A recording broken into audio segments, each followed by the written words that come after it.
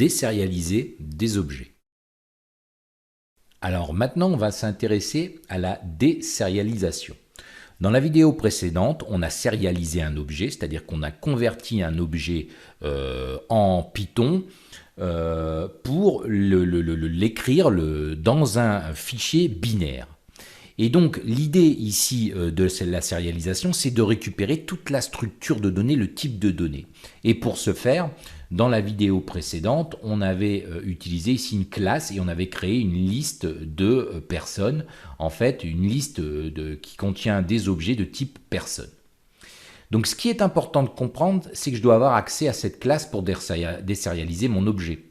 Donc la première chose que je vais faire ici, c'est un import et je vais importer serialize ici pour avoir accès tout simplement à la classe ici personne. Sinon, je vais avoir un problème. D'ailleurs, je pourrais faire ici, non, je dois juste faire ça, pardon, excusez-moi. Donc, maintenant que ça c'est fait, on va importer le module Pickle qui va nous permettre de désérialiser. Vous allez voir que si vous avez réussi à bien compris la sérialisation, la désérialisation va être un jeu d'enfant. Alors la première chose qu'on doit faire, c'est ouvrir le fichier. Donc on va faire with open et on va aller chercher le fichier qui se nomme ici lst_person.pickle. Alors j'ai pas fait d'erreur, lst_person.pickle.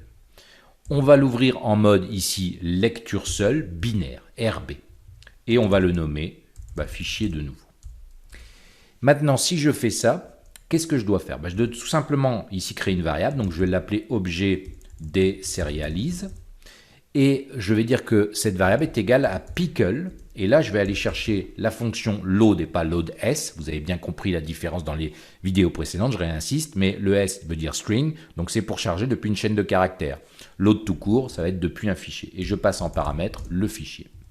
Voilà, j'ai ici désérialisé mon objet. Si je fais un print de objet désérialise, alors je vais essayer de objet désérialise.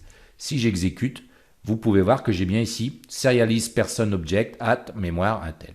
Donc évidemment, ici c'est une liste d'objets. Donc pour la consulter, je vais devoir faire une petite boucle. Donc je vais faire for obj pour chaque objet. Dans quoi? Dans objet désérialise. Qu'est-ce que tu fais?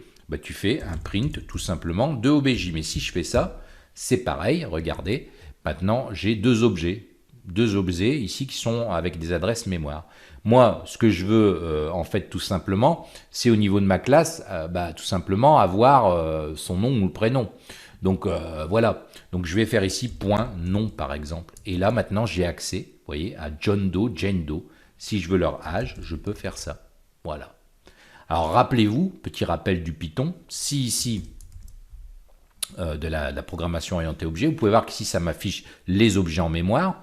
Rappelez-vous que si je retourne ici dans ma classe et que je fais, j'utilise une méthode magique qui s'appelle def str, comme ça, alors je ne sais plus, je pense qu'elle prend le self, voilà, je peux faire tout simplement ici un return tout simplement de self.nom, voilà, plus un espace par exemple, plus self.prénom. Âge, pardon, ici, on n'a que l'âge dans notre classe. Donc rappelez-vous, cette méthode magique va me permettre maintenant, si j'imprime, je demande l'impression ou l'affichage de l'objet, de déclencher ça et ça va retourner une chaîne de caractères qui va concaténer les deux variables. Donc si maintenant je fais la même chose, ici j'ai fait une erreur, int to str, et oui évidemment, j'avais oublié que âge était en int, donc on va passer ici ça en str comme vous pouvez l'observer. Alors ça, c'est des choses qu'on a déjà vues lors du cursus de la formation programmation orientée en Python. Vous pouvez voir qu'ici, du coup, ça fonctionne très bien. Donc voilà comment on peut désérialiser un objet. Vous pouvez voir que c'est très simple.